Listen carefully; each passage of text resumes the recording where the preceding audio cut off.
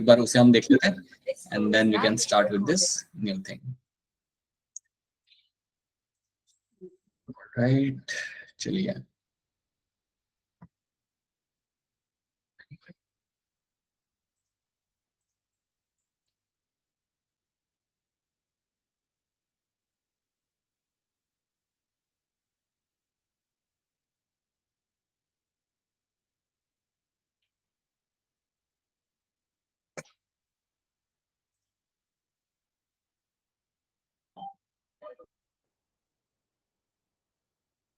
Alright, so in the last class we have discussed about the STDs, sexually transmitted disease जो होती है उनके बारे में हमने बात किया था। हमने बात किया था कि इनका एक और नाम यहाँ पता है, you also call them venereal disease, you also call them as a reproductive tract infection। ये दो टर्म हम इनके लिए यूज करते हैं STDs के लिए, ये चीज हमने पिछले क्लास में डिस्कस की थी। उसके बाद हमने यहाँ पे देखा था कि STDs के यहाँ पे क्या क्या नाम है। So what are the names over here? So we have a gonorrhea, trichomoniasis, then syphilis we have, chlamydiasis, genital warts, genital herpes, hepatitis B, AIDS। तो ये सारे हमने यहाँ पे एग्जाम्पल लिखे थे। These were the examples of your STDs। अब आपको हर एक STD को डिटेल में नहीं समझना है। हमने यहाँ पे क्या किया था कि इन सारे STDs के जो कॉमन सिम्टम्स होते हैं, whatever common symptoms you get to see, उनके बारे में हमने एक लिस्ट बना ली थी, उनका हमने यहाँ पे एक लिख लिया था कि उनके कॉमन सिम्टम्स आपके यहाँ पे क्या होते हैं। एंड देन फिर हमने देखा था कि कुछ बीमारियों के बारे में कुछ चीजें हमने यहाँ पे समझी थी, राइट। सो हमने देखा था। तो आप नेक्स्ट स्लाइड पे जाने के पहले आप में से कोई मुझे हैंड रेज करके बताइए कि कुछ कॉमन सिम्टम्स आप बताइए जो जनरली देखने के लिए मिलते हैं in a person who is suffering with STD. So please raise your hand and tell me कि अगर आपके पास कोई पेशेंट आता है then what are the possible symptoms you are expecting from him as a common symptoms. आपको क्या क्या वहां पे एक्सपेक्ट कर लेते हो जनरली। सो ऑलराइट, बताइए अंशिका शर्मा, आप बताइए क्या दो तीन कॉमन सिम्टम बताइए जो आपको जनरली मिल सकते हैं। Sir, burning sensation on genitalia and also pain on genitalia and abdominal cavity में भी pain हो सकता है। ठीक है, alright, so let's take 3 of you from you. Muskan आप बताइए आपको क्या लगता है और क्या सिम्टम हो सकते हैं इसके अलावा, बर्निंग सेंसेशन, पेन और एब्डोमिनल पेन के अलावा और मुस्कान क्या सिम्टम आपको मिल सकते हैं in a people who is having STD. Sir swelling होना। राइट, ओके, स्वेलिंग आपको मिल सकती है, ऑलराइट, ठीक है, in the internal parts, okay, anything else और कुछ इन्फ्लेमेशन आपका हो सकता है, you can find inflammation happening in certain reproductive parts के, इन्फ्लेमेशन आपको हो सकता है। लो ग्रेड फीवर होना is also one of the thing which you find happening over there. तो हमने देखा था यहाँ पे burning sensation in the genitalia, pain, inflammation in the genitalia, abdominal pain, low grade fever होना, fluid discharge from the genitalia. So ये generally common symptoms होते हैं एसटीडी के। These are the general common symptoms of the STD. अब इसमें आपका एक STD ऐसा होता है जो ऑर्गन को टारगेट नहीं करता। कई सारे एसटीडी जो मेजर एसटीडीज होते हैं ना, वो बेटा आपके रिप्रोडक्टिव ऑर्गन को टारगेट करते हैं, right. But there is one STD which is not going to target a reproductive organ specifically, rather वो इम्यून सिस्टम को टारगेट करता है। वो एसटीडी जाके आपके इम्यून सिस्टम को टारगेट करेगा। तो कोई बताएगा वो कौन सा एसटीडी होता है जो इम्यून सिस्टम को जाके टारगेट करता है? ऐसी बता दो। हाँ, it is going to be your HIV, बिल्कुल सही। So HIV is a condition, HIV की जो कंडीशन होती है वो आपके इम्यून सिस्टम को स्पेसिफिकली प्रिसाइसली जाके टारगेट करेगी, okay. So that is one thing you have to know कि वो ऑर्गन को टारगेट नहीं कर रहा, वो बेसिकली जाके टारगेट कर रहा है आपके इम्यून सिस्टम को। हमने यहाँ पे देखा था सिफिलिस के बारे में, हमने यहाँ पे देखा था, वी हैव डिस्कस कि it is form happening because of the bacteria. यहाँ पे अगर कोई एसटीडी बैक्टीरिया से हो रहा है then it is something which is curable, याद रखना, उसको बिल्कुल आप क्योर कर सकते हो and antibiotics are the best solution for them. So using the antibiotics, you can actually cure those kind of conditions, right? So Trypanosoma pallidum, याद रखना, it's a name of bacteria जो syphilis cause करता है। Then we have the gonorrhea. Gonorrhea के अंदर याद रखना Neisseria gonorrhoeae is a name of the bacteria, और अगर ये बैक्टीरिया है देन आप एंटीबायोटिक्स यहाँ पे यूज करके अगेन इसको यहाँ पे आप ट्रीट कर सकते हो। Then we have the HIV/AIDS, जहाँ पे हमने बात किया था, अगेन इसको हमने ज्यादा डिटेल में नहीं सीखा था क्योंकि इसको आप डिटेल में पढ़ोगे आने वाले अगले चैप्टर्स के अंदर, फ्यूचर वाले चैप्टर्स के अंदर। क्यों हो रहा है? Sexual contact, blood transfusion, use of same syringe जो जनरली होता है ड्रग अब्यूजर्स के बीच में, mother to foetus during pregnancy, ये स्प्रेड होता है। But again as I told you, अभी मेडिकेशंस ऐसी कुछ निकल चुकी जिसके थ्रू अगर मदर एचआईवी है you can still have a HIV negative baby, okay. Organ को ये टारगेट नहीं कर रहा, ये आपके इम्यून सिस्टम को टारगेट कर रहा है, आपके WBCs का काउंट यहाँ पे कम हो जाता है और ये क्योरेबल नहीं है. So HIV is not one of the disease which is curable. So अगर ये हो गया तो हो गया, इसको आप क्योर नहीं कर सकते.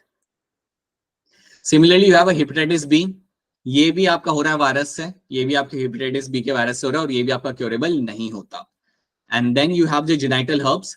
जेनिटल हर्ब्स का जो वायरस है यहाँ पे, प्लीज इन वायरस के नाम याद रखना. यहाँ पे आपके वायरस का जो नाम है आपका यहाँ पे, that's your herpes simplex virus. So have a herpes simplex virus over here. और ये जो वायरस आपको यहाँ पे दिख रहा है, this virus is also something which cannot be cured. मतलब इसको अगर ये बीमारी हो जाती है then आप इसको ठीक नहीं कर सकते. You have no window of curing this condition, right? Symptoms आपके जो हमने पहले डिस्कस किए थे वो सारे कॉमन ही रहेंगे सबके अंदर, right? Then we have a genital warts. अब जेनिटल वार्ड के साथ क्या होता है, that you have some red spots आपको मिल सकते हैं जेनिटिलिया के अंदर, मेल या फीमेल जो भी हो, उनके जेनिटिलिया के अंदर आपको रेड स्पॉट्स आपको मिल जाएंगे, लाइक स्वेलन स्पॉट्स आपको वहां पे मिल जाते हैं. और इन वार्ड्स को, इनको हम बोलते हैं वार्ड्स. और ये जो वार्ड्स होते हैं जेनिटिलिया के ऊपर, इनको आप ट्रीट कर सकते हो. बेसिकली एक क्रायो सर्जरी होती है जिसके थ्रू इन वार्ड्स को हम यहाँ से रिमूव कर सकते हैं. तो याद रखना, ये जो जेनिटल वार्ड्स आपके यहाँ पे हो रहे हैं, इनको करने के लिए आपका यहाँ पे जो वायरस इन्वॉल्व होगा, that is your human papilloma virus. So human papilloma virus is a virus जिसके थ्रू जेनिटल वार्ड्स आपके लाइक होते हैं बॉडी के अंदर. बट याद रखना, जेनिटल वार्ड्स के साथ मिक्स मत करना. जेनिटल वार्ड्स क्योर किया जा सकता है, it is something which is treatable. Genital herbs की अगर मैं यहाँ पे बात करूं तो वो ट्रीटेबल आपके यहाँ पे नहीं होते. That is not something you can find getting treated. तो ये दो टर्म्स आपको यहाँ पे, ये सारे जो टर्म्स आपको यहाँ पे याद रखने, कौन ट्रीट हो रहा है, किसका क्योर नहीं है. This should be clear to all of you, right? तो ये हमने यहाँ पे देख लिया. Now let's move on to your new STD, right? कोई सवाल तो आप डायरेक्टली पूछ सकते हो. Please raise your hand and ask a question. आदत डालो हैंड रेज करके क्वेश्चन पूछने का, कोई चीज समझना है तो, ठीक है? चलिए. So good evening, good afternoon to all of you have just joined in. तो चलिए आगे देखते हैं आज हमें क्या देखना है. सो अब हम एक दो और डिसऑर्डर यहाँ पे देख लेते हैं. मेजर तो हमने यहाँ पे देख लिया. Then you have a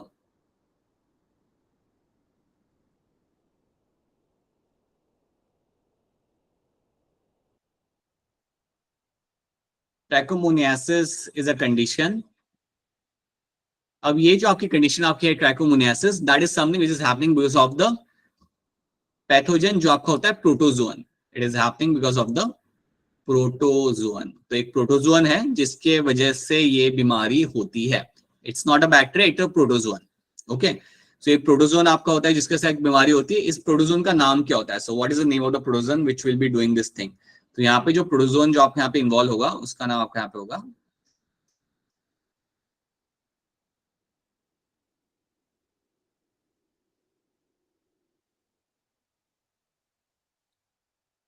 Trichomonas vaginalis. So Trichomonas vaginalis is the name of the protozoan जो बेसिकली एक कंडीशन कॉज करता है जिसकी वजह से ये बीमारी होती है. अगेन इट्स अ STD, तो मुझे बार बार बताने की जरूरत नहीं. अगेन ये आपका mainly this will be happening because of the sexual contact. So ये सेक्सुअल कॉन्टैक्ट के वजह से ही ये होता है, राइट? अब अच्छी बात यहाँ पे ये कि अगर ये कंडीशन होती है किसी को तो इसको आप ट्रीट कर सकते हो. अगेन आपको सिम्टम्स यहाँ पे दिख जाएंगे. The symptoms can be seen very early, और जैसे सिम्टम्स यहाँ पे दिखते हैं you can actually treat those symptoms. तो सिम्टम्स दिखने के बाद this symptoms can be dealt with. So बिल्कुल ये आपकी कंडीशन क्योरेबल है. ये कंडीशन आपके यहाँ पे क्योरेबल हो जाती है. It is going to be curable. और क्योंकि ये आपके यहाँ पे क्योरेबल है, so that's why it is not a life threatening condition. ये कहीं से भी आपकी लाइफ थ्रेटनिंग आपके यहाँ पे नहीं होती. हाँ, सिफाइलस के अंदर याद रखना, सिफाइलस अगर आप ट्रीट नहीं कर रहे एक सर्टेन टाइम के अंदर तो वो काफी सीवियरली आपके बॉडी के मेजर पार्ट्स को अफेक्ट कर सकता है. यू कैन फाइंड कि आपके brain and certain parts of the spinal cord will get affected. तो सिफाइलस के अंदर थोड़ा टेंशन वाली बात होती है, वो थोड़ा आपका फेटल हो सकता है. बट बाकी कंडीशन जनरली फेटल नहीं होती, बट कॉन्सिक्वेंसेज आपको हो सकते हैं. So that is something also you should know कि अगर मैं कह रहा हूँ कि ट्राइकोमोनियासिस आपको मार नहीं रहा, but it can have some very severe impact on the body as well, right? But याद रखना, it is something which will be curable. So ये कंडीशंस आपको याद रखनी है. तो these are some of the STDs. ये सारी वो आपकी STDs हैं जिनके बारे में आपको थोड़ी बहुत इंफॉर्मेशन मालूम होनी चाहिए. जनरली अगर नीट में क्वेश्चन आता है तो आपके सामने क्या होगा, मैच द फॉलोइंग आ सकता है. एक साइड पे बीमारियों का नाम लिखा होगा और एक साइड पे होगा उनके बैक्टीरिया के नाम या पैथोजन के नाम, राइट? तो आपको इसलिए पैथोजन के नाम याद रखना आपके लिए जरूरी है. सो यू शुड नो कि मेरा ट्राइकोमोनास वेजिनलिस के साथ आएगा ट्राइकोमोनियासिस, ये वो बीमारी कॉज कर रहा है. नेसेरिया गोनोरिया जो है आपका, वो गोनोरिया क्रॉस कर रहा है, right. Treponema is causing the syphilis. तो मैच द फॉलोइंग करने में आपको आ सकता है यहाँ से क्वेश्चन, तो इसलिए you have to be very clear with कि किसका नाम किससे यहाँ पे जुड़ा हुआ है, पहली चीज। दूसरी चीज, कौन सी बीमारी यहाँ पे क्योरेबल है और कौन सी बीमारी आपके यहाँ पे क्योरेबल नहीं है, ये दो चीजें आपको क्लियर कट मालूम होनी चाहिए। These are the two thing which should be very very clear to all of you, right. अब हम यहाँ पे एक और चीज यहाँ पे समझते हैं, ये तो हमने यहाँ पे सारी हमने एसटीडीज यहाँ पे हमारी देख ली। Now let's understand one more thing over here कि एसटीडीज को सबसे पहले you have to have a treatment early, right. STDs की अगर हम यहाँ पे बात करें, you should have an early treatment. So अगर कोई सिम्टम्स दिखते हैं, याद रखना जब भी हम बात करते हैं अबाउट द एसटीडीज, तो आपको याद रखना है that once a person sees the symptoms, जैसी अगर किसी को symptoms मिलते हैं, so the very first thing they have to do is to go for a early treatment, right? If the symptoms are seen, then one should go for a early treatment.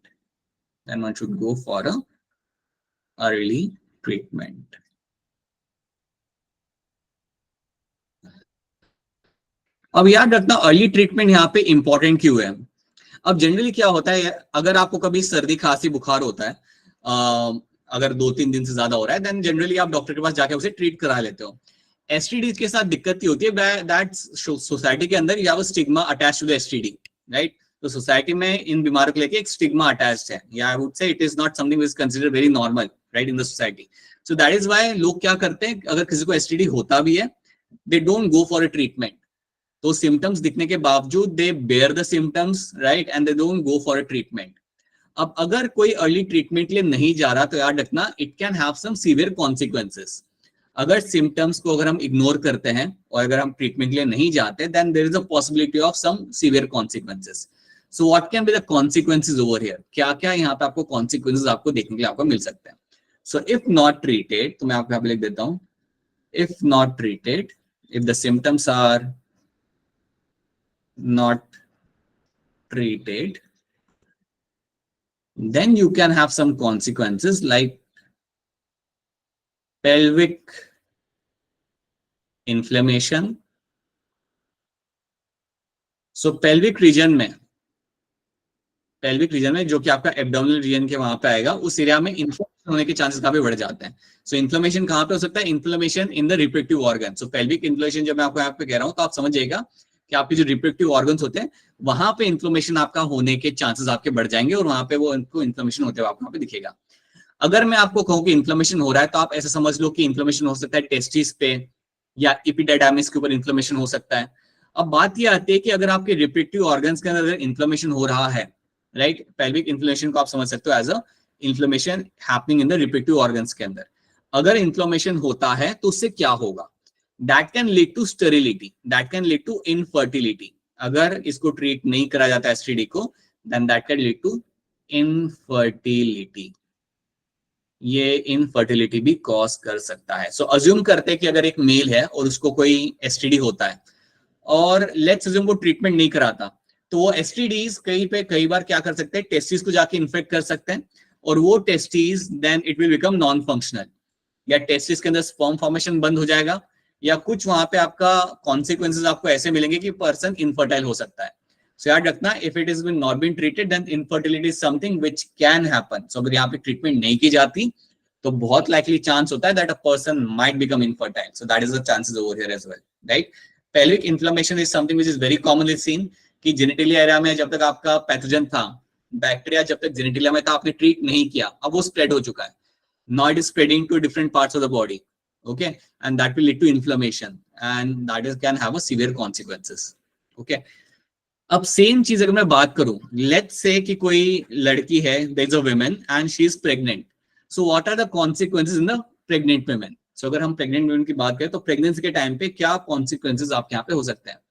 So assume that there is a woman who is undergoing pregnancy, right? There's a woman who is undergoing pregnancy, और pregnancy के दौरान if she gets infected by a STD, then what can be the consequences over here। यहाँ पे आपको क्या problem आ सकती है, तो यहाँ पे प्रॉब्लम आ सकती है, you can have a concern of a abortion, सो जो वहां पे एम्ब्रियो डेवलप कर रहा था उसका अबॉर्शन हो सकता है एसटीडी की वजह से. That's one thing which can happen, right. You can find there can be a case of ectopic pregnancy. Ectopic pregnancy. So ectopic pregnancy में आपको थोड़ा सा समझाओ तो ये टर्म का मतलब क्या होता है. आपने स्कूल में पढ़ा होगा कि जो प्रेगनेंसी होती है, जब प्रेगनेंसी होती है तो यूट्रस के अंदर इम्प्लांट होता है आपके एम्ब्रियो का. So embryo will get implanted inside the uterus. That's a normal thing. Uterus के अंदर एम्ब्रियो का इम्प्लांट होना is a very very very normal thing, right? अगर एम्ब्रियो का इम्प्लांट यूट्रस की जगह कहीं और हो रहा है, अगर एम्ब्रियो का इम्प्लांट यूट्रस की जगह कहीं और हो रहा है, समझो वो इम्प्लांट हो रहा है फेलोपियन ट्यूब में या कहीं और हो रहा है, so that is called as ectopic pregnancy.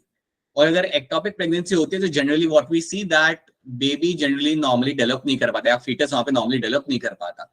So that can have a consequences, और कई बार उसके वजह से काफी नेचुरली अबॉर्शन हो जाता है, जिसको हम इवन कहते हैं मिसकैरेज. आई थिंक आप लोगों ने ये टर्म सुना होगा, मिसकैरेज टर्म आपने कभी ना कभी सुना होगा. So miscarriage is nothing but a natural abortion.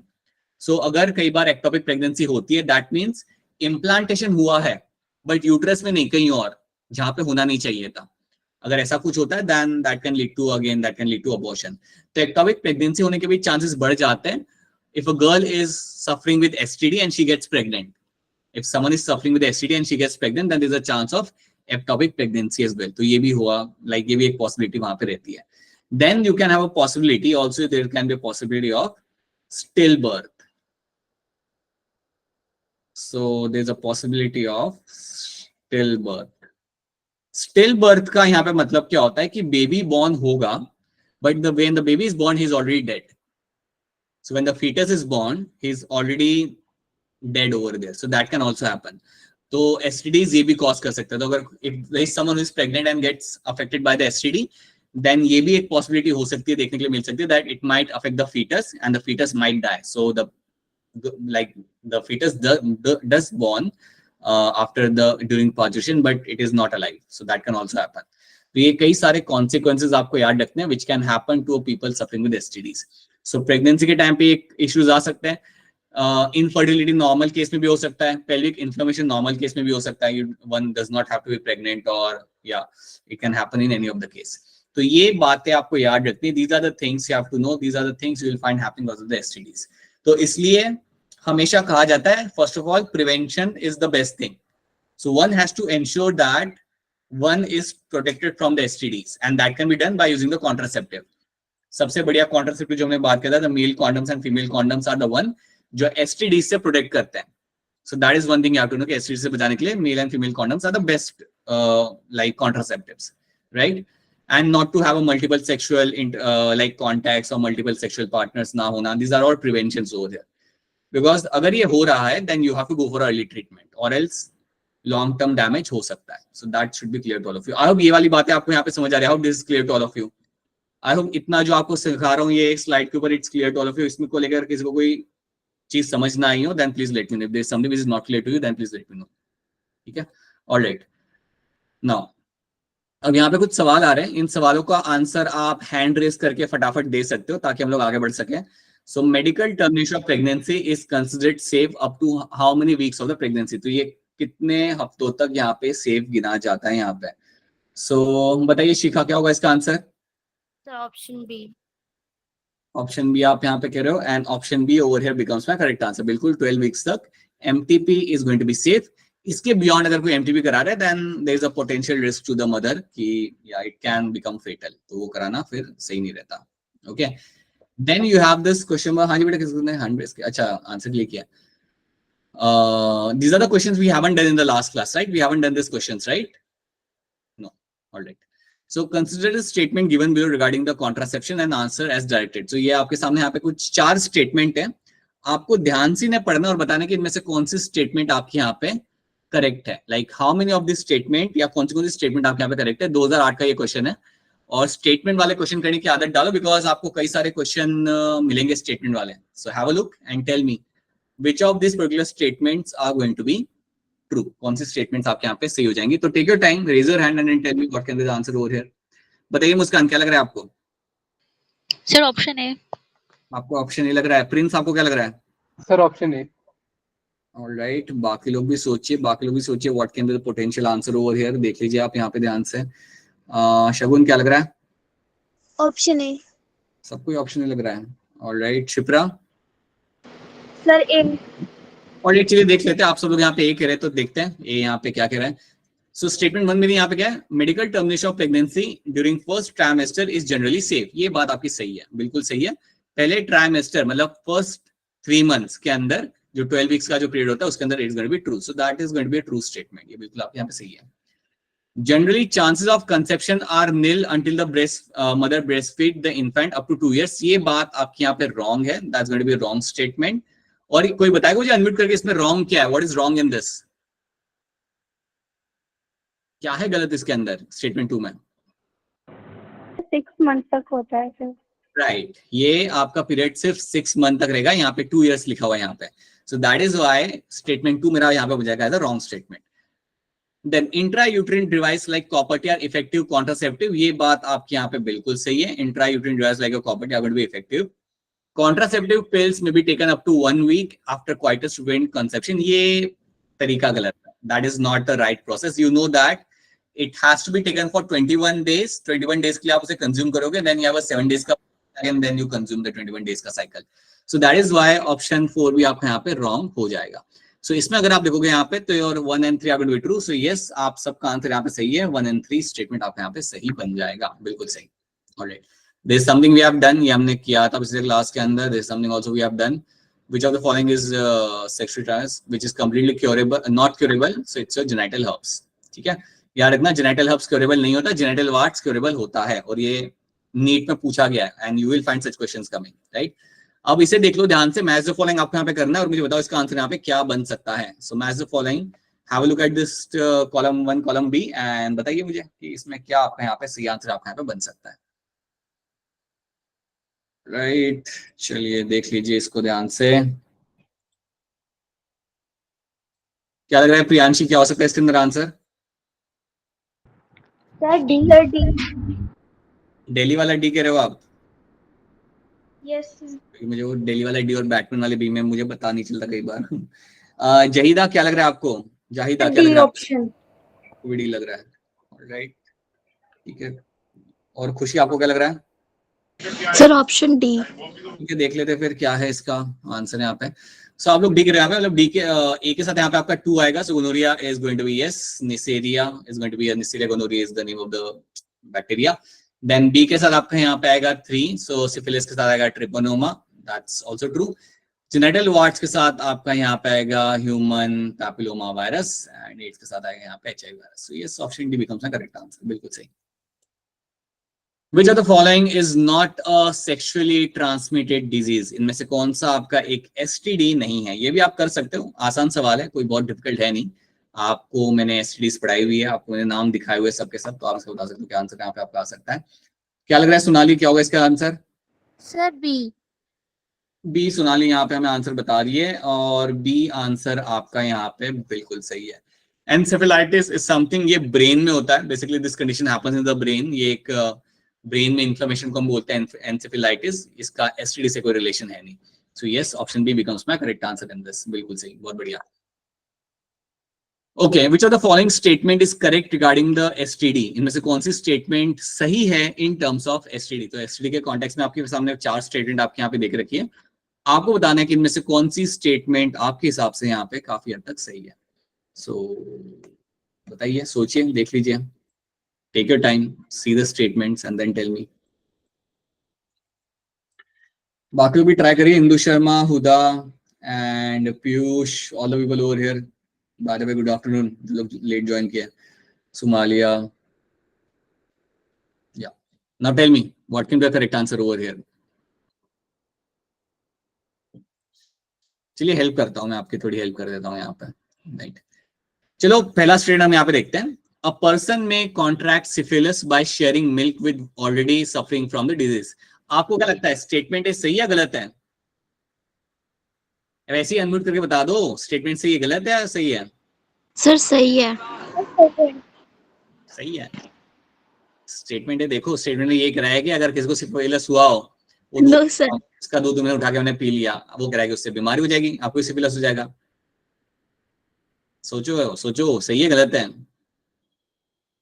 अरे गलत है, इतना नहीं सोचना, गलत है। That is not how the syphilis spreads.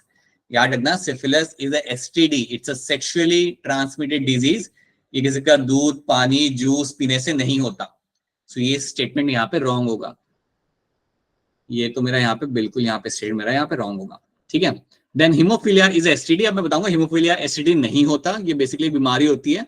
आपको मैं थोड़ा सा आइडिया देता हूँ। हीमोफीलिया में क्या होता है ना, अगर आपको कोई कट लगा, अगर आपको कोई कट लगा तो जनरली आपको खून निकलता है, नॉर्मली आपको खून निकलेगा और उसके बाद खून बंद भी हो जाएगा निकलना, ठीक है। अगर किसी को हीमोफीलिया होता है तो उसको कट लगने के बाद वो खून निकलता ही रहता है, तो खून निकलना बंद ही नहीं होता, and the person needs a medical attention or else he will die. It is as simple is that. So haemophilia याद रखना, haemophilia is a condition, it's not STD. ये एक ऐसी कंडीशन होती है जिसमें प्रोफ्यूजली ब्लीडिंग होता है, एंड उस ब्लीडिंग को आप जनरली वो रुकता नहीं है ब्लीडिंग, जब तक आप मेडिकल अटेंशन आप वहां पे यूज ना करो। So haemophilia is not a STD, ये आपका एसटीडी नहीं है, बेसिकली आपका एक जेनेटिक डिसऑर्डर है। जेनेटिक डिसऑर्डर का मतलब यहाँ पे ये है कि अगर किसी को हीमोफीलिया है तो बचपन से ही होगा, राइट, वो एक उसके जीन के अंदर ही है, जैसे हीमोफीलिया होगा। इट्स नॉट लाइक कि 10 साल तक नहीं था फिर 11 साल से हो गया हीमोफीलिया, ऐसा नहीं है। It's not like other conditions. Your hemophilia is a genetic disorder. It's a wrong statement मतलब. Then genital herpes and sickle cell anemia are both STDs. नहीं, ये बात भी आपके यहाँ पे गलत है। genital herpes तो आपका STD है, but sickle cell anemia is not STD. So ये भी हम बाद में पढ़ेंगे क्या होता है, but it's not STD. So that is why ये भी मेरा बनेगा यहाँ पे as a wrong statement. तो करेक्ट मेरा यहाँ पे होगा ऑप्शन डी। ऑप्शन डी में आपको यहाँ पे क्या मिलेगा, the chances of 5-year-old contracting the STD are very little. बिल्कुल सी बात है, 5-year-old is no longer is someone who is won't be involved in the STD. So कोई like बहुत less chance होते हैं इनको STD होने के. So that is the most appropriate answer over here, right? तो ऑप्शन डी बनेगा मैं यहाँ पे करेक्ट आंसर। चलो देख लेते हैं, बता दो इनमें से कौन सा करेक्टली मैच है। विच of the following does correctly match with the STD with its pathogen. इनमें से कौन सा आपका यहाँ पे करेक्टली मैच होते हुए आपको मिलेगा यहाँ पे एसटीडी और उसके पैथोजन के साथ। क्या लग रहा है पूजा, बताइए। Sir A. Okay, Anshika Sharma आपको क्या लग रहा है? Option A.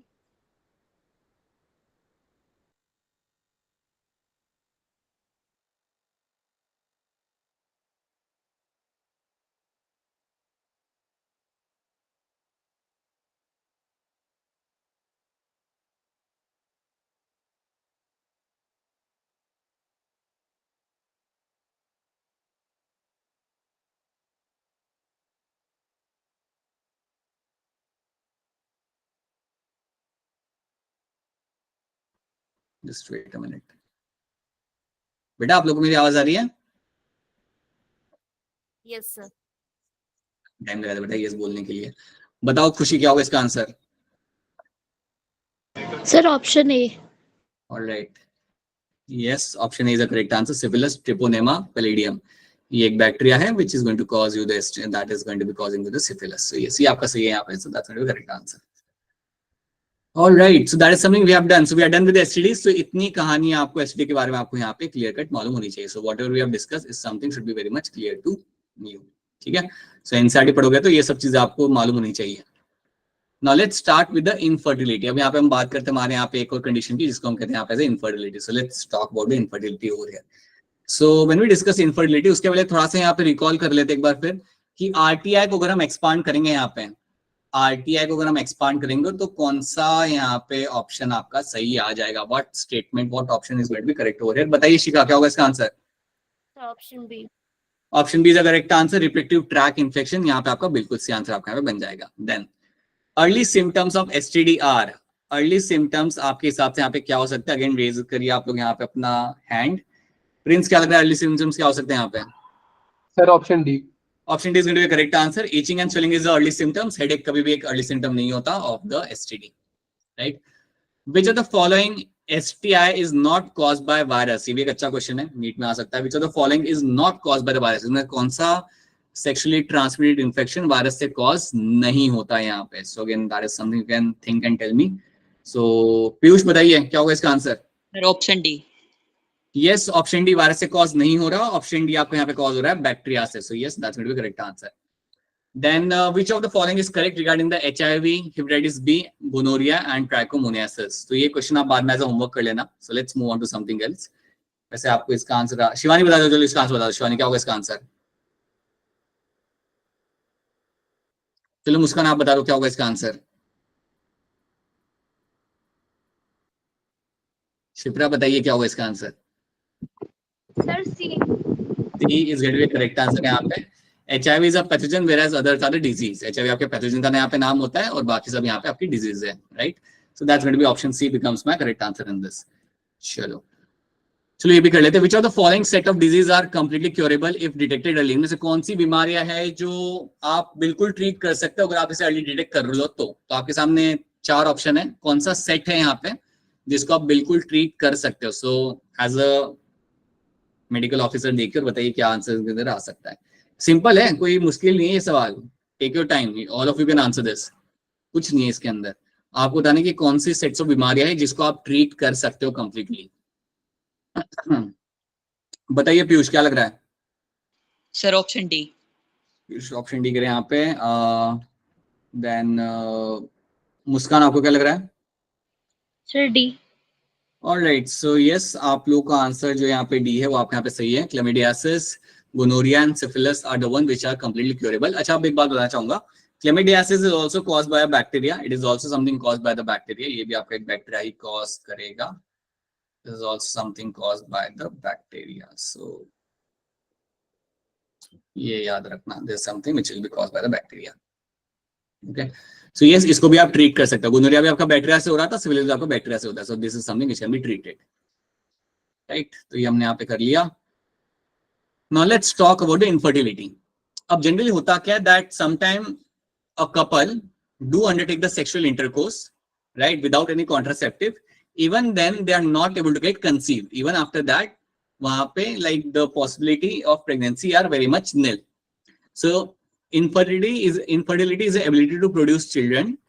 Inability to produce children. यहाँ पे आपका inability आएगा. Inability to produce children in spite of unprotected sexual cohabitation. Okay, so that is the infertility. Reasons क्या हो सकते हैं? अब देखते हैं यहाँ पे reasons क्या होते हैं generally infertility के. Physical reason हो सकता है that physically the like for example erection is not happening or ejaculation is not happening from the male side. Okay, या हो सकता है female के end से the ovaries are not well developed. Okay, so these are the physical reasons. Because of that the couple might not get conceived, right? Congenital मतलब genetic. Congenital मतलब genetic issue. So कई बार कोई genetic issue हो सकता है यहाँ पे, जैसे कि कोई ऐसा issue हो सकता है जिसकी वजह से sperm formation ही नहीं हो रहा. Some genetic issue in the male, because of that the sperm formation is not happening. या कोई genetic issue जिसकी वजह से ovaries के अंदर ova formation नहीं हो रहा. So कई बार कुछ genetic issue भी हो सकते हैं जिसकी वजह से the couple might not get conceived, right? Or they might not be able to produce children. Okay, so याद रखना congenital मतलब genetic reasons, उसके वजह से भी कई बार infertility हो सकती है. Okay? Disease, अगर कोई couple है जिनको already STD है, so that STD will not allow them to have a normal baby, right? Will not allow them to have a baby. So कई बार बीमारी है, जैसे कि बोला था आपको कि कई बार STD infertility cause कर सकती है. कई बार कई सारी बीमारियां होती है, अगर उनको ट्रीट ना करे then they can cause the infertility. तो वो भी एक यहाँ पे आपका रीजन बन जाएगा. That also over here becomes a reason. तो ये चीज भी आप यहाँ पे याद रखेंगे. Then drugs, अगर कोई like illegal drugs को कंज्यूम कर रहा है, right? Like marijuana या hashish, right? Cocaine, these are drugs we'll also discuss in other chapter as well. So ये drugs होते हैं, अगर कोई इसे कंज्यूम कर रहा है, so generally people get affected and infertility is very common in them. So people who are a drug abuser, उनके अंदर infertility देखना, it's something which is very common, right? And then you can have a immunological reasons. यहाँ पे क्या होता है कि आपका खुद का immune system आपके gametes को damage कर रहा होगा. इम्यूनोलॉजिकल सिस्टम में आपका यहाँ पे इम्यून सिस्टम इन्वॉल्व होगा. इसको हम ज्यादा डिटेल में समझेंगे नहीं because it's a very complex process. But याद रखना यहाँ पे आपका इम्यून सिस्टम इन्वॉल्व होगा. There is involvement of a immune system. और आपका इम्यून सिस्टम के जो सेल्स होते हैं वो कई बार खुद के ही सेल्स को डैमेज कर सकते हैं, खुद के ही स्पर्म्स को डैमेज कर सकते हैं. So that can be also one of the reason जिसकी वजह से a person might become infertile. So physical, congenital, diseased, drugs and immunological reasons are there for the infertility. तो ये सारे यहाँ पे आपके रीजन बन जाते हैं. Now, अब इसको हम ट्रीट कैसे करें? How this issue can be treated? So assume that there is a couple, they are infertile. हो सकता है कि शायद फीमेल इनफर्टाइल हो सकता है शायद मेल इनफर्टाइल हो, right? More often than not देखने को मिलता है that males are infertile. Like cases अगर आप देखोगे जनरली तो मेल्स के ज्यादा होते हैं इनफर्टाइल होने के. तो अगर कोई इनफर्टाइल है तो आप उसको कैसे ट्रीट कर सकते हो? So you have some techniques through which they can still have a baby. They can still have their baby, and there are some techniques and which is called as your assisted reproductive technologies. इन्हें हम यहाँ पे बोलते हैं assisted reproductive technologies. तो इसको हम यहाँ पे सीखेंगे. So these are the techniques through which a couple can have a baby even when they are infertile. अब याद रखना कई सारे क्लिनिक्स होते हैं. आपने ये I think आप सब लोग most of you are from Delhi and some of you are from Himachal. So बड़े सिटी में like Delhi के अंदर you very commonly get to see something like an infertility clinic. बड़े सिटीज में तो आपको ये मिल जाता है. Call them the infertility clinics. Okay. On the other hand, अगर आप छोटे शहर में देखते हो तो छोटे शहर में जनरली आपको ये देखने के लिए आपको नहीं मिलते. एक और चीज बताना चाहूंगा कि ये जो हम टेक्निक यहाँ पे सीख रहे हैं ना, इट्स एक्सपेंसिव.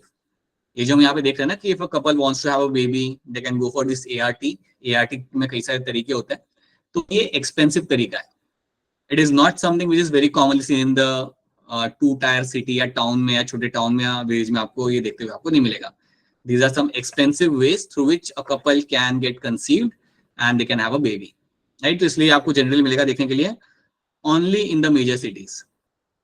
तो ये बात भी आप यहाँ पे याद रखिएगा. Okay?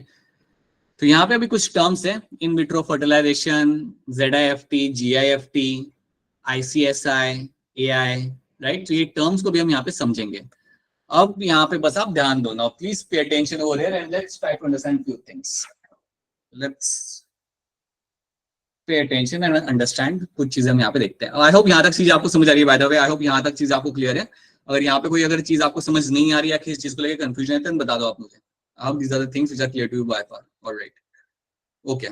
चलिए. So now what we will get to see here is, अब आपको यहाँ पे क्या मिलेगा देखने के लिए कि let's assume that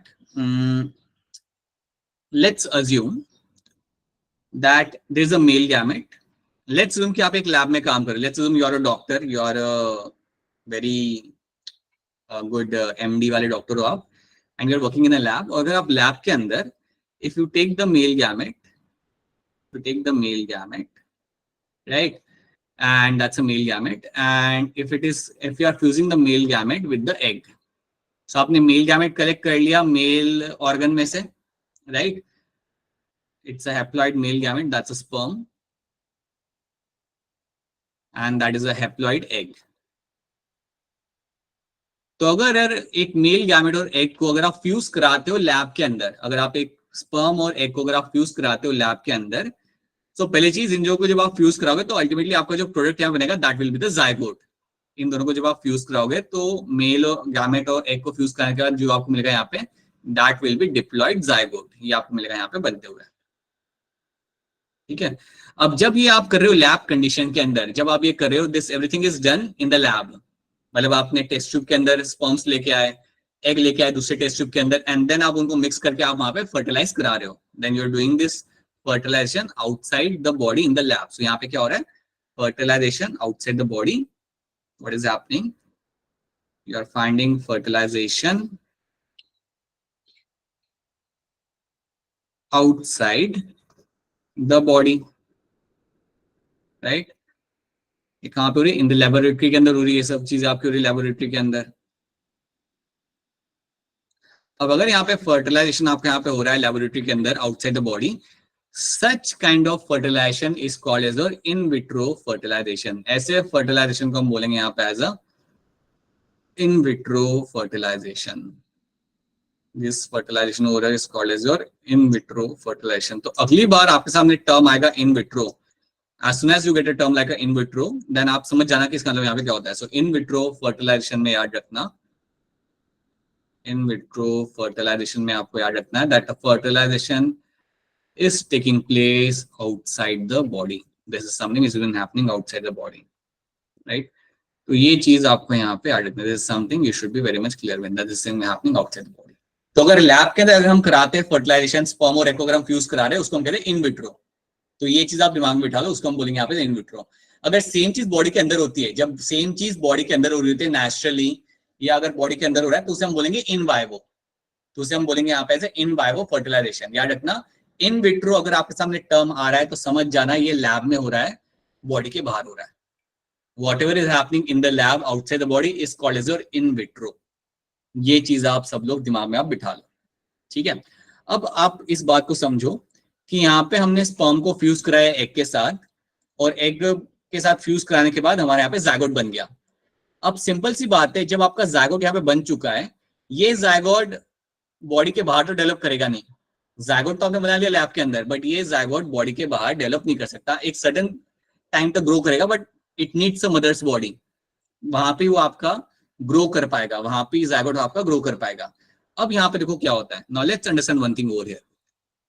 जैसी जायगोट बना, as soon as there is a formation of a zygote, zygote क्या करेगा, वो अपना माइटोसिस चालू करेगा। जैसे ही जायगोट बनता है, so what it will do, zygote will start undergoing the mitosis, जिसको हम कहते हैं क्लीवेज, जिसको हम कहते हैं एज अ क्लीवेज। सो ये माइटोसिस अपना चालू करेगा, तो क्या होगा, आपका एक सेल है अभी यहाँ पे, it will become two celled, two cell से ये फिर आपका बनेगा आपका फोर सेल्ड। तो ऐसे करके जायगोट के अंदर जो सेल्स होंगे उनका नंबर आपका यहाँ पे बढ़ने लगेगा। You will find the number of cells inside the zygote will start increasing, उनका नंबर यहाँ पे बढ़ने लगेगा।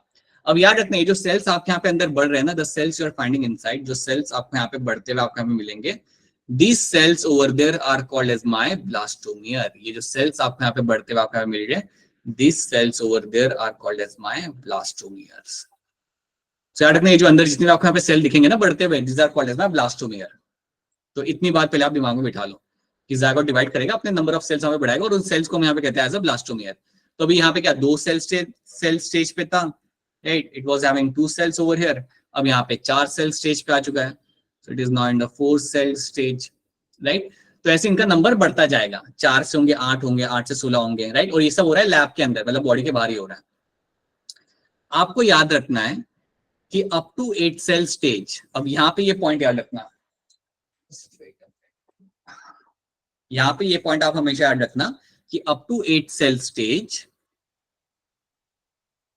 up to 8 cell stage, up to 8 blastomere stage,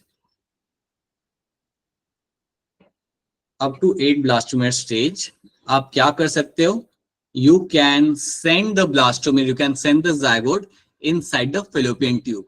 up to 8 blastomere stage तक आप क्या कर सकते हो, आप इसी जायगोट को वापस से फीमेल की बॉडी में रिलीज कर सकते हो। कहां पे, इनसाइड द फेलोपियन ट्यूब। तो अगर आपका ब्लास्टोमियर, अगर आपका जायगोट है 4 सेल स्टेज पे या 2 सेल स्टेज पे या 8 सेल स्टेज पे, तो आप क्या कर सकते हो, you can release it into the fallopian tube. तो आप इसे रिलीज करोगे कहां पे, inside the fallopian tube, you will release them into the fallopian tube.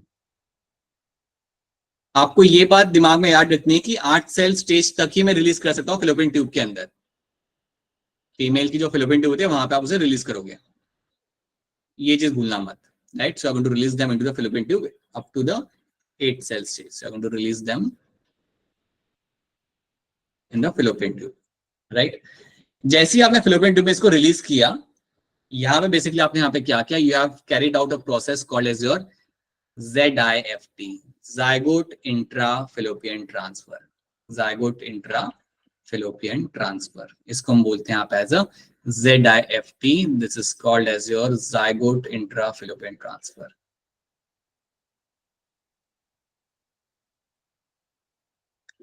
zygote intrafallopian transfer, ये चीज आपको याद रखनी है। तो अगर आपके सामने ZIFT टर्म आ रहा है तो याद रखना इसका मतलब यहाँ पे क्या होता है। बेसिकली आपके यहाँ पे मतलब है कि आप जायगोट को रिलीज करो फेलोपियन ट्यूब के अंदर। कब तक आप कर सकते हो, up to your 8 blastomere stage you can do this. Up to 8 blastomere stage आप ये चीज आप यहाँ पे कर सकते हो, उसके आगे आप नहीं कर सकते हैं। उसके अगर आगे चला गया, समझो अगर आपका जायगोट चला गया 16 सेल स्टेज के ऊपर या 32 सेल स्टेज के ऊपर या 64 सेल स्टेज के ऊपर, तब आप उसे फिलोपियन ट्यूब में ट्रांसफर नहीं कर सकते। तो ये भी याद रखना, बियॉन्ड 8 ब्लास्टोमेर स्टेज, अगर आपका जायगोट वहां पे ग्रो कर रहा है लैब के अंदर और आप भूल गए उसे ट्रांसफर करना और समझो चला गया beyond 8 blastomere stage, so if it goes beyond 8 blastomere stage, so अगर 8 ब्लास्टोमेर स्टेज के बियॉन्ड अगर चला जाता है वो, तो ऐसी कंडीशन के अंदर आप उसे रिलीज करोगे यूट्रस के अंदर। So in that case what you will do, you will release the zygote in the uterus. अब आप उसे रिलीज करोगे यूट्रस में ताकि वो तुरंत जाके वहां पे इम्प्लांट कर जाए, और अगर आप उसे 8 ब्लास्टोमेर स्टेज पे, अगर आप उसे यूट्रस, अब बियॉन्ड 8 ब्लास्टोमेर स्टेज, बियॉन्ड आप समझ सकते हो यहाँ पे 8 से ज्यादा, मतलब 16 हो, 8 से ज्यादा मतलब 16 हो गया आपका, 32 हो गया, 64 हो गया, इसके बियॉन्ड, इसके इस नंबर के ऊपर मैं यहाँ पे लिख देता हूँ, you can have a number like 16, 32, 64, इस स्टेज के ऊपर if they become this much number of cells, तो आप रिलीज करोगे यूट्रस के अंदर, और इसको हम यहाँ पे बोलते हैं यहाँ पे as a intra uterine transfer, intrauterine transfer. So याद रखना, इंट्रा यूट्रिन ट्रांसफर का मतलब यहाँ पे ये होता है IUT, मतलब शॉर्ट फॉर्म उसका हम यहाँ पे ये लिखते हैं IUT। सो IUT अगर आपके सामने टर्म आ रहा है तो समझ जाना कि जो ब्लास्टोमियर है या जो जायगोट है, it has gone beyond 8 cell stage, वो 8 सेल स्टेज के ऊपर वहां पे निकल चुका है, और क्योंकि वो आपका 8 सेल स्टेज के आगे निकल चुका है, इसलिए अब आप उसे रिलीज करोगे inside the uterus, and that is called as your intra uterine transfer. तो ये दो टर्म्स आपको बहुत क्लियरली यहाँ पे याद रखना है। This two terms should be very clear to you, what is your intra uterine transfer, यहाँ पे क्या होता है आपका, और आपका यहाँ पे जायगोट इंट्रा फिलोपियन ट्रांसफर आपका यहाँ पे क्या होगा। तो अगर वो 8 सेल स्टेज से पहले है, then you release them into the fallopian tube, और अगर वो 8 सेल स्टेज से आगे जा चुका है, देन आपको उसे रिलीज करना है यूट्रस के अंदर, and that is called by intra uterine transfer. तो ये दो टर्म्स IUT एंड ZIFT, ये टर्म्स आपको क्लियर कट मालूम होने चाहिए। आपको इस पोर्शन से कई सारे क्वेश्चंस आएंगे, घुमा फिरा के क्वेश्चंस आएंगे, स्टेटमेंट बेस्ड क्वेश्चंस आएंगे, so you should be very clear कि ये दो टर्म्स का यहाँ पे मतलब क्या होता है। ओके, और याद रखना इन दोनों के लिए हमने क्या किया, जो भी फर्टिलाइजेशन यहाँ पे हुआ वो बाहर हुआ, वो लैब के अंदर हुआ, राइट, वो हमने किया यहाँ पे लैब के अंदर, that is something we have done in the lab, right. तो जायगोट हमने लैब में बनाया, बट उसका डेवलपमेंट होगा मदर की बॉडी के अंदर, राइट। सो अज्यूम करो कि आप एक डॉक्टर है, आपके पास एक कपल आया, and couples have the complications, कुछ कॉम्प्लिकेशंस है उनके, बट जो विमेन है, she has a female organ which can develop the baby, जिसके अंदर डेवलपमेंट आपका बिल्कुल आसाम से बेबी का वहां पे हो सकता है, राइट। तो आप क्या करते हो, फर्टिलाइजेशन आप बाहर करा रहे हो, और आपने जायगोट बना लिया अपना वहां पे, and then you release them into the female body. अब 8 सेल स्टेज तक है तो फिलोपियन ट्यूब, उसके बियॉन्ड है तो इन द यूट्रस। तो ये चीज आपके यहाँ पे क्लियर होनी चाहिए, जो हम यहाँ पे भी देख सकते हैं। So that is something you will get to see. So that is my in vitro fertilisation. ये इसका तो टर्म का अलग भी समझ लो कि अगर कोई लैब में कर रहे हो आप ये काम, so that's in vitro, and this is my zygote intra fallopian transfer. तो पहले ये बताओ कि क्या ये टर्म्स आप सबको यहाँ पे समझ आ रहे हैं? Is this term clear to all of you, ZIFT and IUT? क्या ये दो टर्म समझ आ रहे हैं? Let me know if there is some issue in this. अगर यहाँ पे कोई भी सवाल है, कोई कंसर्न है, कोई चीजें जो आपको समझ नहीं आ रही, then please reach out to me and tell me. और जोर से बोलिएगा क्योंकि कई बार आपकी आवाज नहीं आती। ऑलराइट, तो फिलहाल सब ठीक है। Okay, so this is what you find happening in this. तो ये चीज आपको होते हुए आपको यहाँ पे मिल जाएगी। अब एक और चीज हम यहाँ पे समझते हैं। सो एक और बात यहाँ पे याद रखना, ये जो भी हमने यहाँ पे किया ना, whatever we have done, this is also called as your test tube baby. इसके लिए हम एक कॉमन टर्म भी, एक सिंपल टर्म भी हम यहाँ पे यूज करते हैं, that term is called as your test tube baby. This is also over here is called as your test tube baby. Right? ये जब भी आप बाहर फर्टिलाइजेशन करके जो जायगोट बनाते हो ना, उसको हम इवन बोल दो, और फिर बाद में आप रिलीज करते हो फीमेल बॉडी के अंदर, that is all called as your test tube baby, right. So intrauterine device, sorry intrauterine transfer या ZIFT, they are all example of a test tube baby, ठीक है। तो उन दोनों के लिए हम यहाँ पे एक और कॉमन टर्म यूज कर सकते हैं as a test tube baby, जो आपने सुना भी होगा कभी ना कभी, शायद पेपर में पढ़ा होगा या कहीं मैगजीन में पढ़ा होगा, दैट्स वेरी कॉमन टर्म। अब हम यहाँ पे दूसरा कुछ देखते हैं। अब आप ऐसा सोचो कि यू गेट अ कपल, आपको एक कपल मिलता है, and the, or let's say women is going to be there, and that women is not able to make the gametes, कोई लड़की है, कोई विमेन है married and she is not able to make the gamete, उसके अंदर gamete formation नहीं हो पा रहा, ओके उनके अंदर गैमेट फॉर्मेशन नहीं हो रहा. So let's say there is a women, right, who cannot form the gamete, right? So there is a women who cannot form the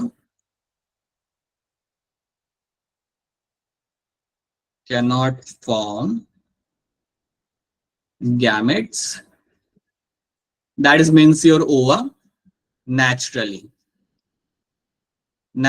gamete formation उनके अंदर हो नहीं रहा, right? But she can in her body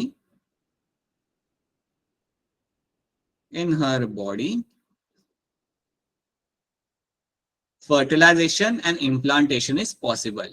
fertilization भी possible उनके अंदर, fertilization and implantation is possible. तो ये दोनों चीजें वहां पे पॉसिबल है. सो गैमेट फॉर्मेशन तो यहाँ पे हो नहीं सकता, राइट? मदर कोई लड़की है जिसके अंदर ओवा फॉर्मेशन यहाँ पे हो नहीं रहा, बट फर्टिलाइजेशन उसके बॉडी के अंदर होना पॉसिबल है और इम्प्लांटेशन भी उसकी बॉडी में किया जा सकता है, बट गैमेट फॉर्मेशन हो नहीं रहा वहां पे. तो ऐसी कंडीशन में आप क्या करते हो? So in this condition what you have to do, so look for a donor.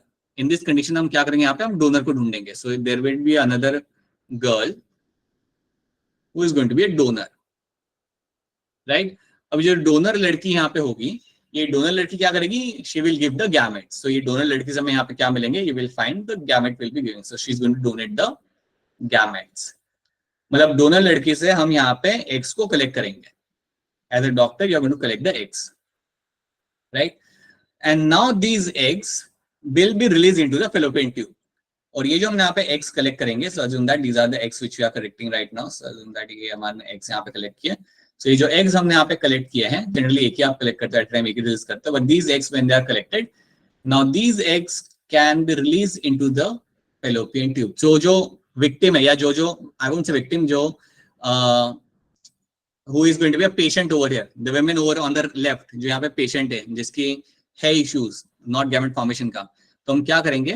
उसके अंदर इन एग्स को हम रिलीज करेंगे. So will be releasing the eggs into the fallopian tube.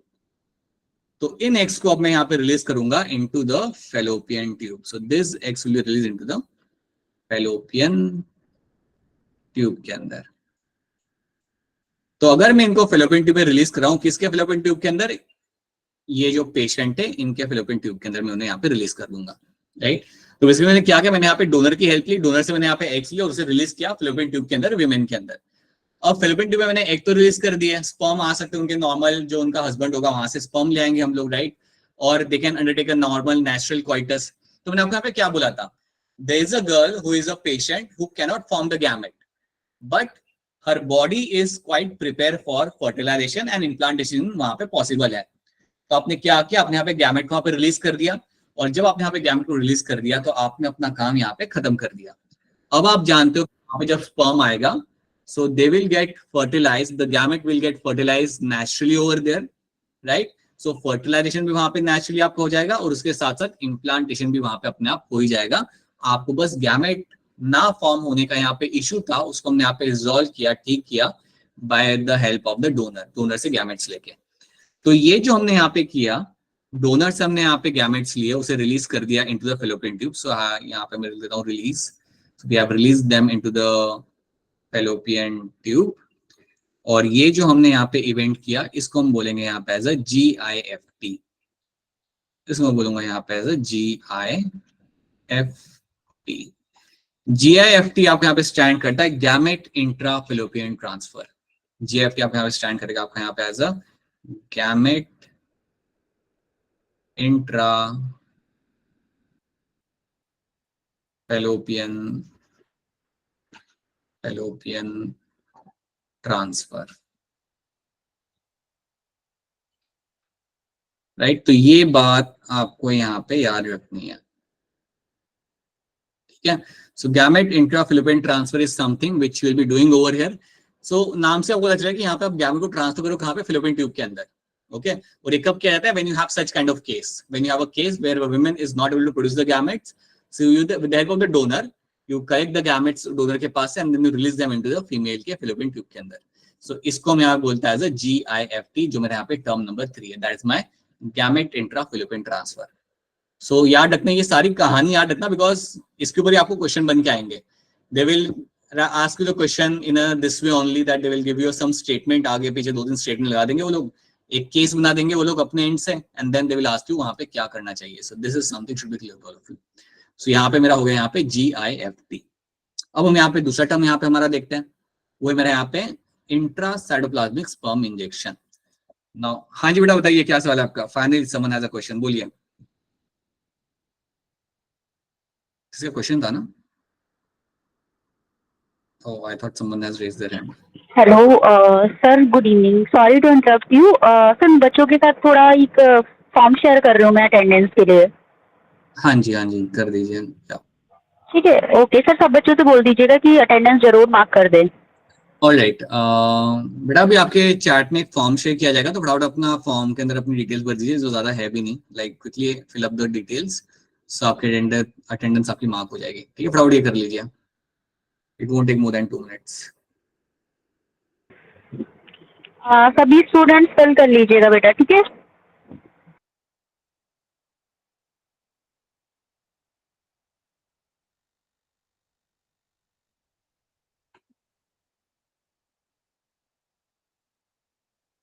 Alright चलिए, so this is something we have done, ये हमने यहाँ पे लिखा। So this is my GIFT is the thing which you have to remember over.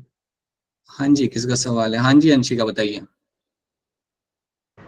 Sir GIFT को हम surrogacy से relate कर सकते हैं?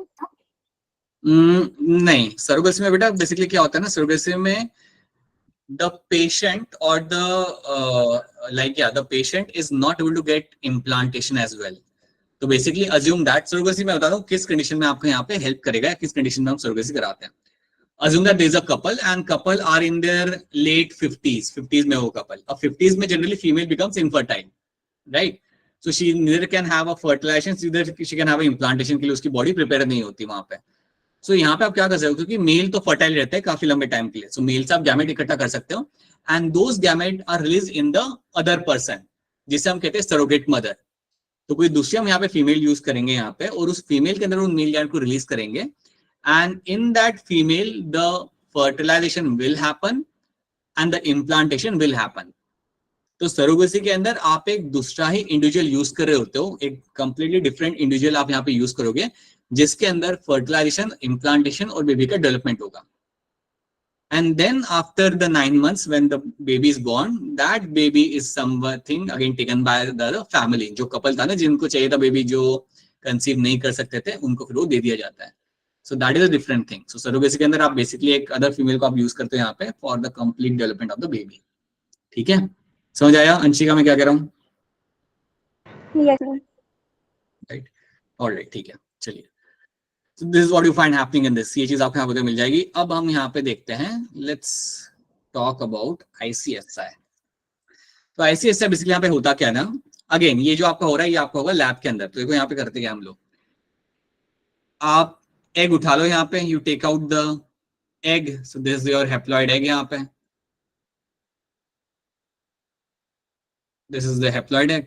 अभी जो हैप्लॉइड एग हमने यहाँ पे लिया है, फीमेल हैप्लॉइड एग, ये सब लैब में हो रहा है। ठीक है, आप एक एग ले लाते हो, फीमेल एग को, और फिर आप उसके अंदर डालते हो स्पर्म को। कैसे डालोगे आप स्पर्म को अंदर? वहां पे पंचर कैसे कराओगे? Using the micropipette. आपने पता है स्कूल के अंदर आप लोग माइक्रोपिपेट यूज करते होंगे ना, वो केमिकल्स को सक करने के लिए मुंह से, केमिस्ट्री लैब के अंदर करते हो नहीं करते आप लोग माइक्रोपिपेट का इस्तेमाल? Yes, sir. हाँ, वो जो करते हो ना आप लोग, तो वैसे ही माइक्रोपिपेट यहाँ पे भी होता है, बट वो ऐसा नहीं होता जैसा स्कूल में होता है। It is a very small micropipette, और उसको यूज करके आप एक स्पर्म को डायरेक्टली एग के अंदर आप भेज सकते हो। तो ये एक माइक्रोपिपेट है, आप समझ लो यहाँ पे, this is my micropipette, assume that this is the micropipette, और इसके अंदर होगा मेल गैमेट। तो इसके अंदर यहाँ पे होगा male gamete, so inside this you will have the male gamete. यहाँ पे बेसिकली आपका स्पर्म होगा। ठीक है, तो ये है आपका यहाँ पे स्पर्म। और अब क्या किया जाएगा, ये माइक्रोफ्लूइड को आप पंचर करोगे, ये पियर्स करेगा, right, this will puncture the egg, और फिर आप एग को वहां पे रिलीज कर दोगे, सॉरी आप स्पर्म को वहां पे आप रिलीज कर दोगे। So this microfluid is going to create the puncture, तो यहाँ पे एक छोटा सा पंचर क्रिएट होगा, मतलब होल क्रिएट होगा, it will create a puncture, will create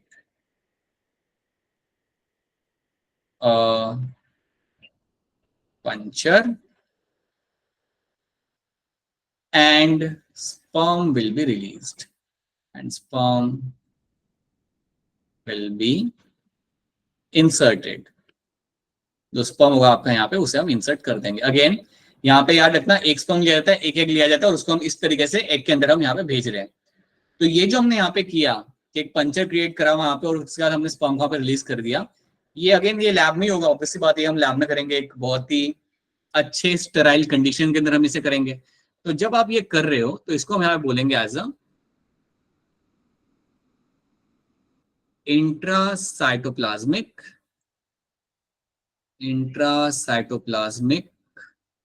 sperm injection, intracytoplasmic sperm injection. So intracytoplasmic sperm injection में आपके यहाँ पे क्या हो रहा है, दैट बेसिकली आप यहाँ पे एक सिंगल स्पर्म ले रहे हो और उसको आप पंचर करा के एग के अंदर आप उसे रिलीज कर रहे हो।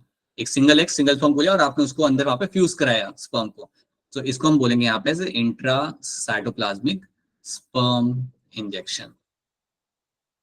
ठीक है, तो ये मेरा यहाँ पे इन शॉर्ट इसको हम बोलेंगे यहाँ पे ICSI। तो ये भी किया जाता है कई बार लैब में, इस चीज को भी किया जाता है, right, this is something which is been done. और एक बार आपने पंचर कर दिया यहाँ पे, देन फर्टिलाइजेशन हो गया, एक बार फर्टिलाइजेशन हो गया, देन जायगोट बन गया, फिर क्या होगा, इट विल स्टार्ट डिवाइडिंग, वहां पे आपके डिवीजन चालू होगा, 2 सेल बनेंगे, 4 सेल बनेंगे, 8 सेल बनेंगे। तो अब आपको सोचना है वहां पे कि आपको उसे रिलीज कब करना है। अगर आप 8 सेल के बियॉन्ड चले जाते हो, then you have to release them into the uterus. अगर 16, 64 जितना सेल हो जाता है, then you have to release them in the uterus. अगर वो जायगोट के अंदर सेल्स का जो नंबर होगा वो 8 से कम रहेगा, then you will release them into the fallopian tube. तो वो तो प्रोसेस आप वहां पे सेम ही रहेगा। सो ये चीज भी में ये भी काफी ज्यादा किया जाता है। So this something which is been done. So that is my intracytoplasmic sperm injection. तो ये चीज आपको यहाँ पे याद रखनी है। ओके, ऑलराइट, चलिए, this something we have done. तो ये हमने यहाँ पे देख लिया, that is one more story. अब यहाँ पे हम एक और चीज देख लेते हैं, दैट इज माय AI, राइट। तो देखो हमने यहाँ पे ये वाला टर्म भी देख लिया, दिखा दूंगा आपको यहाँ पे। So we have seen the intracytoplasmic sperm injection. I hope ये सारे टर्म्स अब तक आपको यहाँ पे क्लियर है। I hope this terms are clear to all of you. इसको लेके अगर कोई सवाल हो या कोई क्वेश्चन हो, कुछ भी क्वेश्चन हो तो पूछ लो। आप लोग काफी कम बोलते हो वैसे भी सब लोग collectively, so say something. If you have any question please go ahead and ask your questions. Alright, okay, चलो let's start with my artificial insemination. हम AI यहाँ पे देखते हैं AI क्या होता है। AI basically means not artificial intelligence, यहाँ पे कुछ और है। So let's talk about the AI artificial insemination. तो इसमें क्या होगा ना, सो जनरली होता कब है, when the male is infertile, right. So AI का हम यहाँ पे जनरली इस्तेमाल यहाँ पे कब करते हैं, when you have a infertile male. So when there is a case of, just wait a minute, when there is going to be a male infertility, अगर होती है यहाँ पे। अब ये मेल इनफर्टिलिटी की जो मैं यहाँ पे बात कर रहा हूँ, इसमें लाइक कई सारे टाइप्स आपके यहाँ होते हैं। जैसे कि हो सकता है कि स्पर्म काउंट कम है, assume that sperm count is less, possibility कि that is be a less sperm count,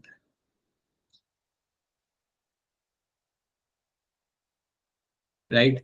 Or there can be a case of let's say less sperm motility,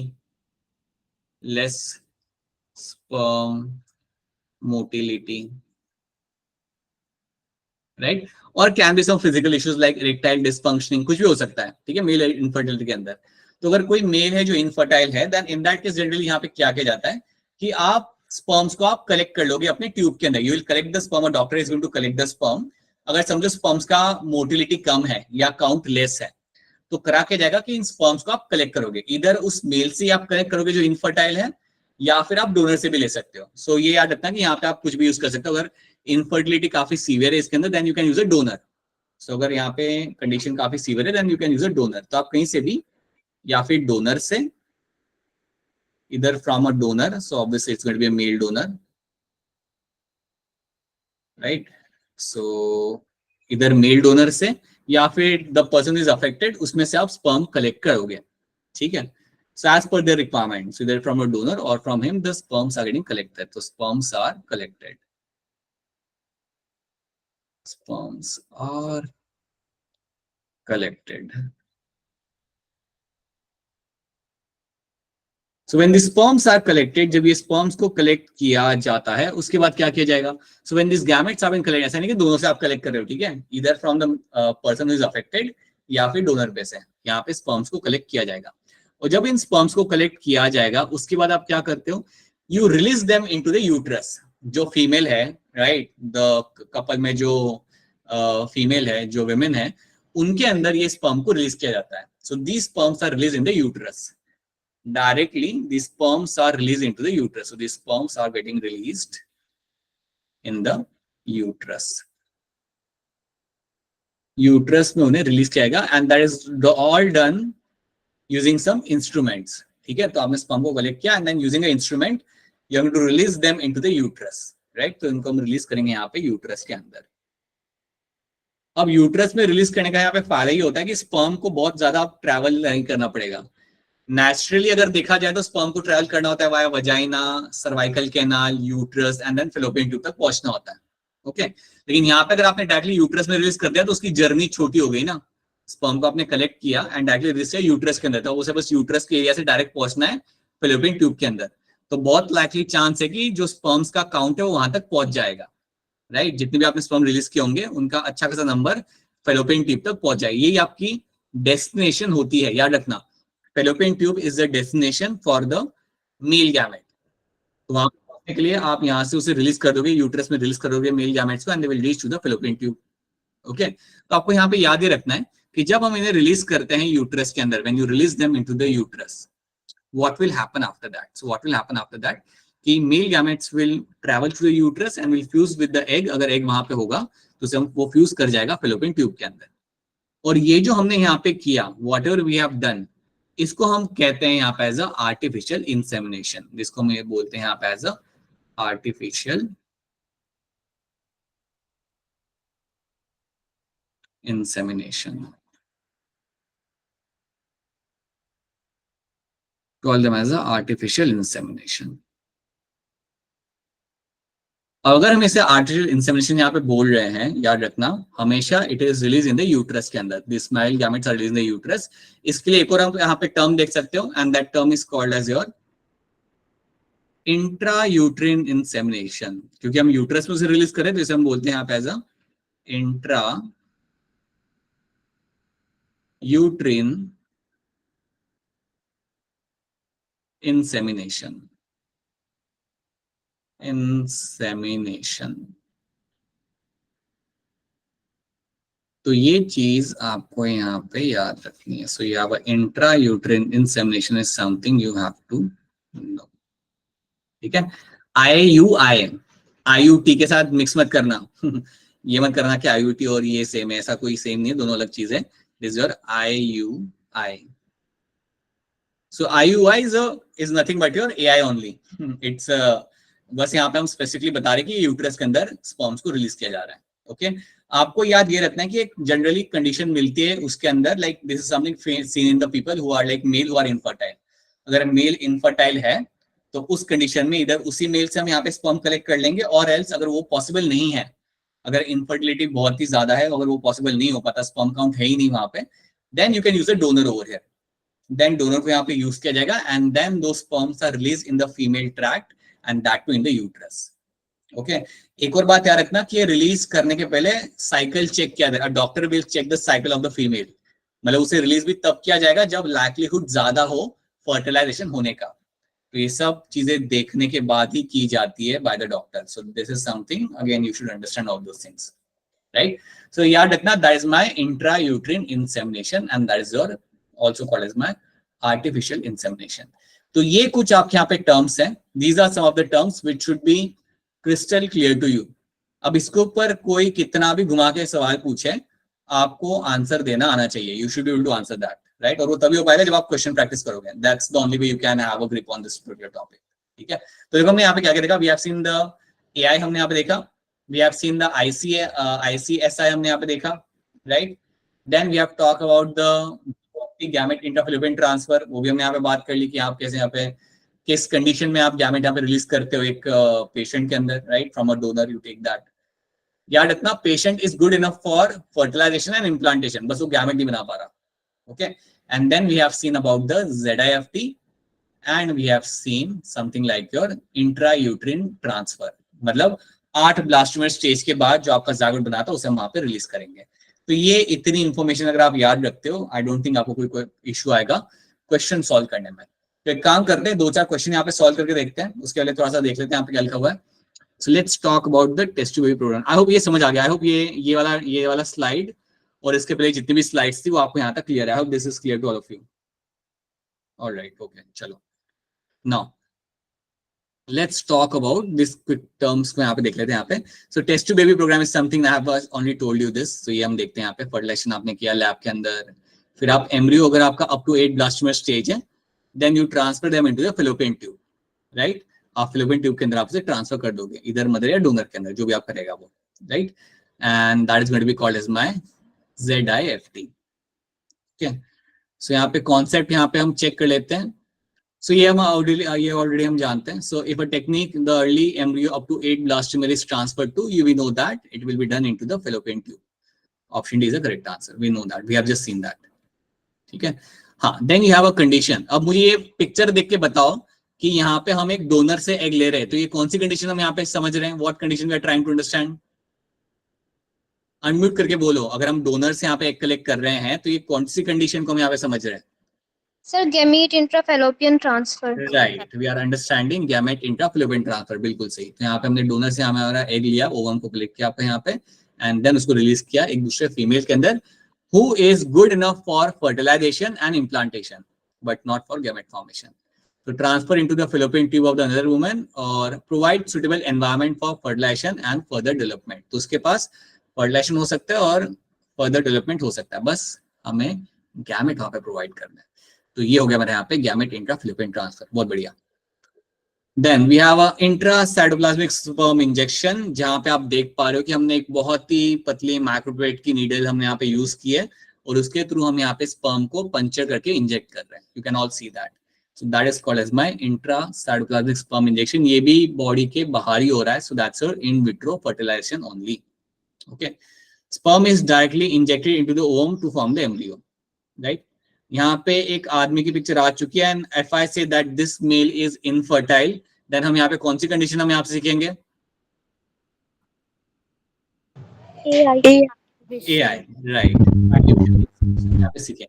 यहाँ पे क्या होगा. Semen collected from either from a husband और a healthy donor, right.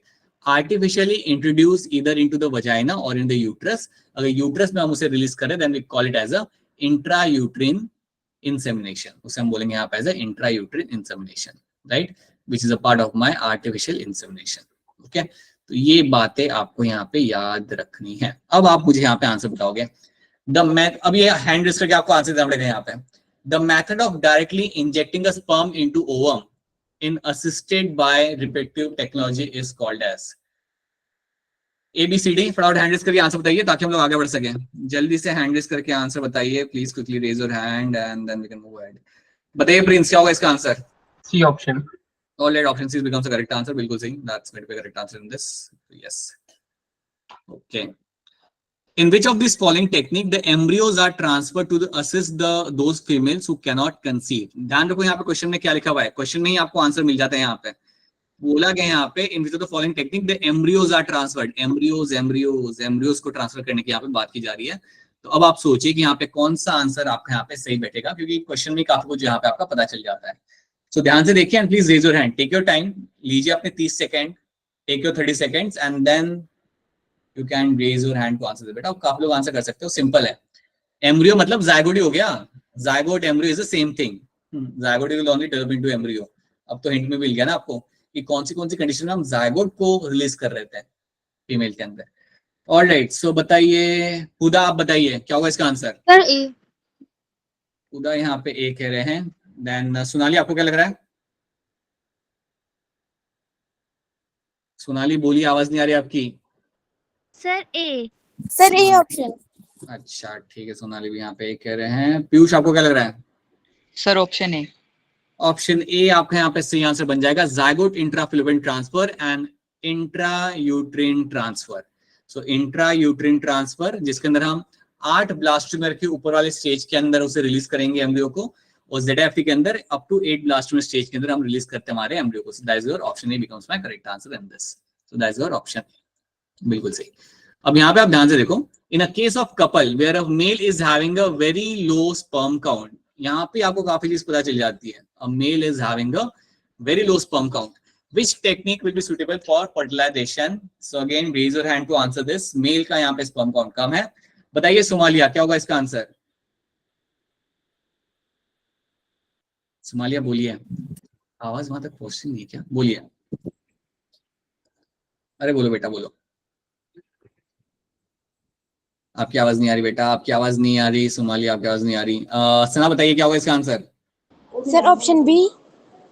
मुस्कान, आपको क्या लग रहा है? Sir B. बी लग रहा है आपको। एंड अंशिका, अंशु, आपको क्या लग रहा है? Sir option B.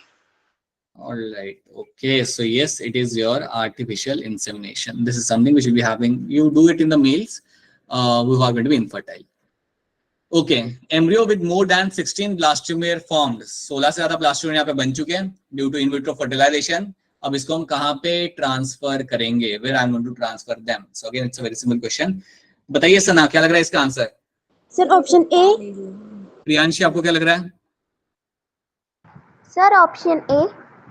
Option A, और इसको हम बोलते हैं यहाँ पे से intra uterine transfer. So intrauterine transfer, that's your transfer in the uterus में हम करेंगे, क्योंकि वो काफी ज्यादा सेल्स यहाँ पे बन चुके हैं। सो यस, दैट्स करेक्ट। देखो नीट में ऐसे क्वेश्चन आने वाले हैं, तो ऐसे क्वेश्चन में आप गड़बड़ नहीं कर सकते। और childless couple can be assisted to have a child through a technique called as GIFT। Hi, बड़ा ही आसान क्वेश्चन है तो। The full form of GIFT is going to be what? वैसे ही अनम्यूट करके बता दो, इसका आंसर क्या होगा? ABCD बोलो। D. Option D. Option sir D. Option D. Option D बनेगा यहाँ पे आंसर, बिल्कुल सही। So gamete intrafallopian transfer over here becomes your correct answer in this. ठीक है। आर्टिफिशियल इंसेमिनेशन का मतलब यहाँ पे क्या होता है? तो यहाँ पे 4 स्टेटमेंट आपके सामने है, आराम से देखिए and then tell me what can be the potentially right answer over here. So artificial insemination means what? Then you have this 4 options. Take your time, देख लो आराम से and then raise your hand.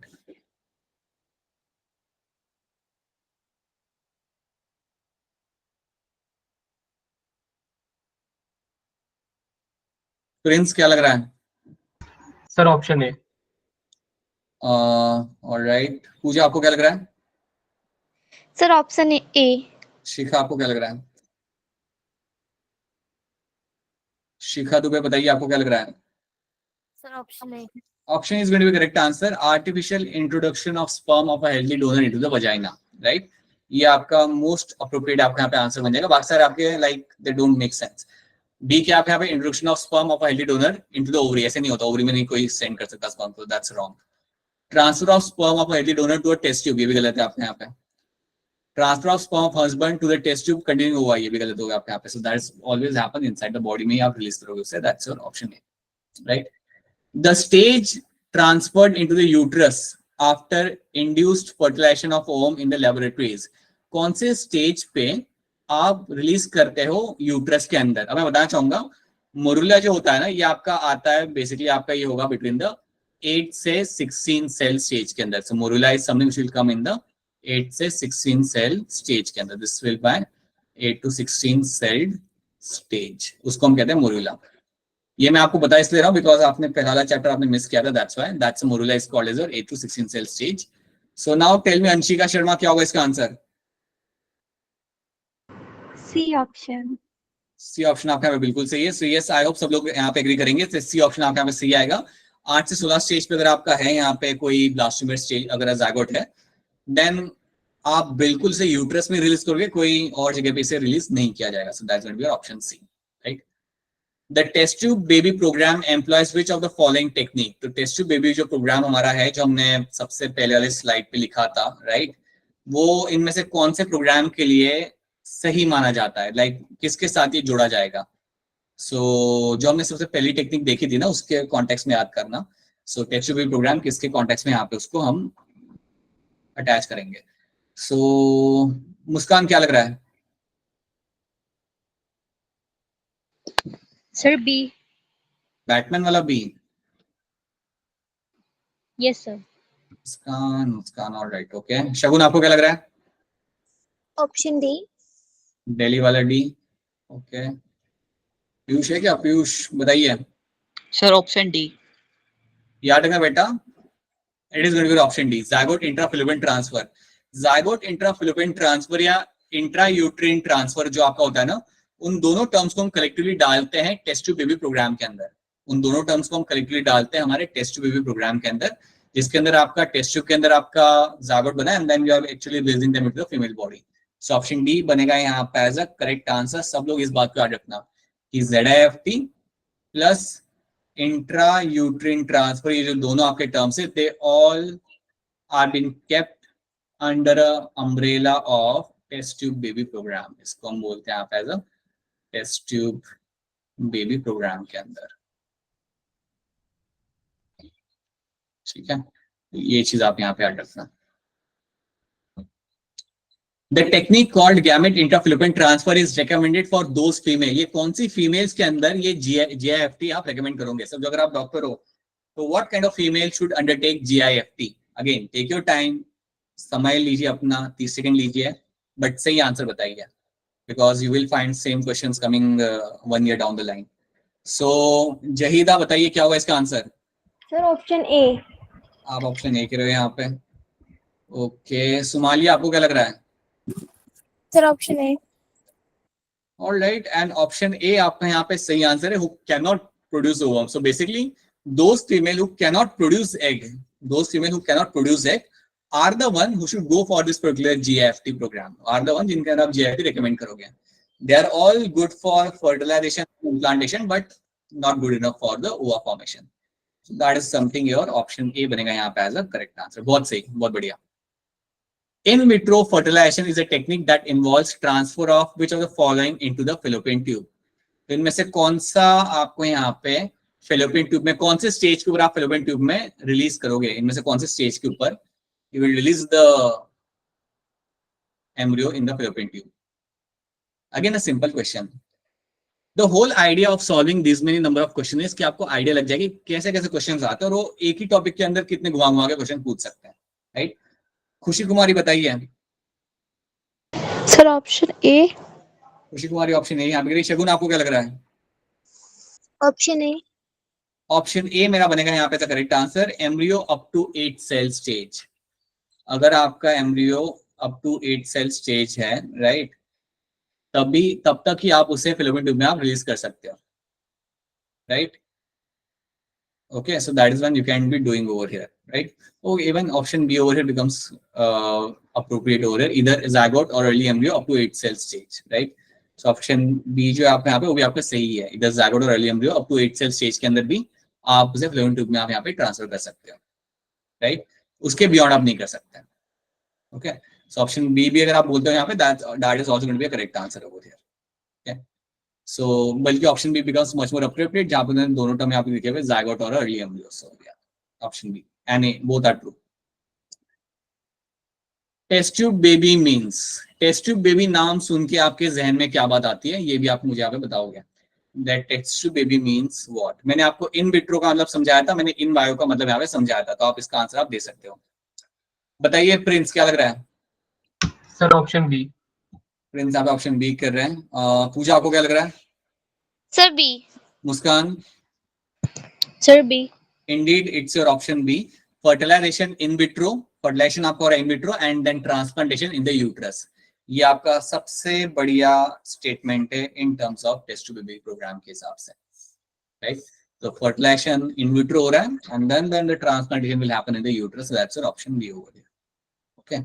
Which of the following statement is correct with respect to a reference to a test tube baby? इनमें से कौन सा statement आपका यहाँ पे सही है with reference to a test tube baby. तो आराम से देखिए, काफी पुराना क्वेश्चन है ये, and then try to tell me the answer. Take your time, take your 30 seconds and then tell me. देख लो स्टेटमेंट आराम से.